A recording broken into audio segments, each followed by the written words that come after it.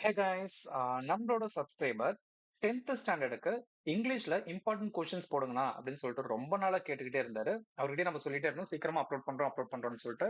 So அவருக்காகவே இங்கிலீஷ்ல இருக்கக்கூடிய important questions எல்லாமே நம்ம ஒரு பிடிஎஃப் ரெடி பண்ணி எடுத்து வந்துட்டோம். ஓகேங்களா? ஸோ இதுல ஃபர்ஸ்ட் ஒன் வந்து பாத்தீங்கன்னா உங்களுக்கு ஒன் பை ஒன்னா காட்டுறேன். இப்போ இதுல ஃபர்ஸ்ட் வந்து பாத்தீங்கன்னா important 2 mark and 5 mark questions வந்து நம்ம இங்க ரெடி பண்ணியிருக்கோம். எல்லாமே யூனிட் வைஸ் உங்களுக்கு இருக்கும். இதுல என்ன ஒரு பெனிஃபிட் அப்படின்னா உங்களுக்கு இது வரைக்கும் பப்ளிக் எக்ஸாம்ல கேட்ட கொஸ்டின்ஸ் பிளஸ் இன்னும் இம்பார்ட்டன்ட் கொஸ்டின்ஸ் வேற என்னென்ன இருக்கு அப்படின்னு சொல்லிட்டு நம்ம எடுத்திருக்கோம். இதுல மோஸ்ட் ஆஃப் பப்ளிக் எக்ஸாம்ல கேட்ட கொஸ்டின்ஸை மட்டும் நான் இங்க டிக் பண்றேன். அப்படியே நீங்க பாத்துக்கோங்க. இந்த கொஸ்டின்ஸ்லாம் வந்து பாத்தீங்கன்னா பப்ளிக் எக்ஸாம்ல அடிக்கடி நம்ம கேட்டிருக்காங்க. ஓகேங்களா? இது ஃபர்ஸ்ட் யூனிட்ல. அதுவே செகண்ட் யூனிட் எடுத்துக்கிட்டோம்னா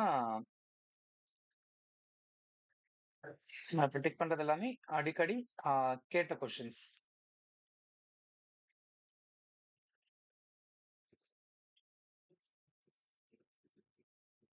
ஓகேங்களா?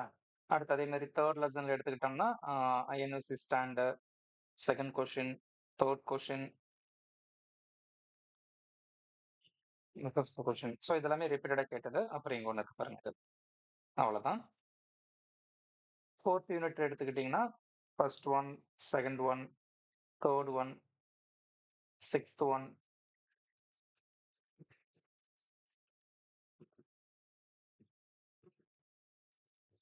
Twelfth one. அதே மாதிரி ஃபிஃப்த் லெசன் எடுத்துக்கிட்டோம்னா ஃபர்ஸ்ட் ஒன் கூட வேணாம். Who is Kim, Kim help Alisa, David, I moments, act ivy. So இதெல்லாமே அதிகமா கேட்ட கொஸ்டின்ஸ். சிக்ஸ்த் யூனிட்ல first one, second one,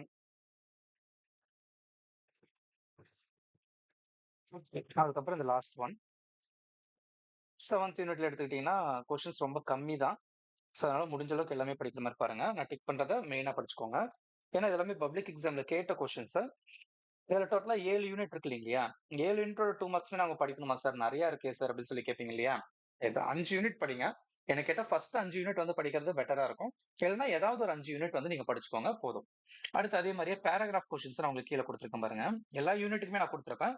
but நம்ம ஏதாவது ஒரு 4 யூனிட் படிச்சாவே போதும். பேராகிராஃப் 2 நம்ம எழுதிடலாம்.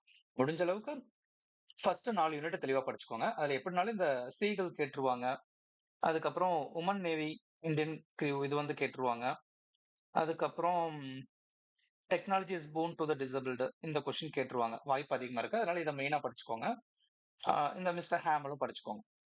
போயம் பேராகிராஃப்லயும் வந்து பாத்தீங்கன்னா இந்த ஹென்ரி வான் டைக்கோட லைஃப் போயம், கிரம்பிள் ஃபேமிலி கேட்கறதுக்கு அதிகமான வாய்ப்பு இருக்கு. எம்பவர்டு உமன் உமனோட பவர்ஃபுல்னஸ் இதை பத்தி கேட்கறதுக்கு. அதுக்கப்புறம் ஆண்ட் அண்ட் த கிரிக்கெட் மெயினா படிச்சுக்கோங்க. இதெல்லாமே தான் கேட்கறதுக்கு அதிகமான வாய்ப்பு இருக்கு. அதை விட்டா நோ மெயின் ஆஃப் ஃபாரின்.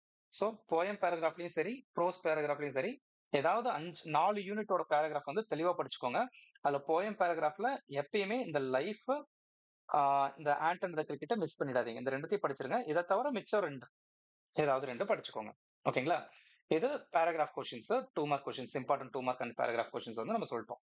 இதுக்கு அடுத்து கிராமர் பார்ட். நமக்கு கிராமர் 2 மார்க்ஸ் எல்லாம் கேட்பாங்க இல்லைங்களா? அதுல பாருங்க ஆக்டிவ் அண்ட் பாசிவ் வாய்ஸ். டோட்டலா இதுல உங்களுக்கு ஒரு 95 கொஸ்டின்ஸ் இருக்கும். இதுல இருந்தே வந்துருமா சார் அப்படின்னா வாய்ப்பு அதிகம். ஆனா உங்களுக்கு எதுக்காக இத்தனை கொஸ்டின்ஸ் கொடுத்துருக்குன்னா இது எல்லாத்தையும் நீங்க பிராக்டிஸ் பண்ணி பாத்தீங்க அப்படின்னா ஆக்டிவ் பாசிவா அவ்வளவுதானே அப்படிங்கிற மாதிரி ஆயிடும். ஈஸியா நீங்க எழுதிடலாம்.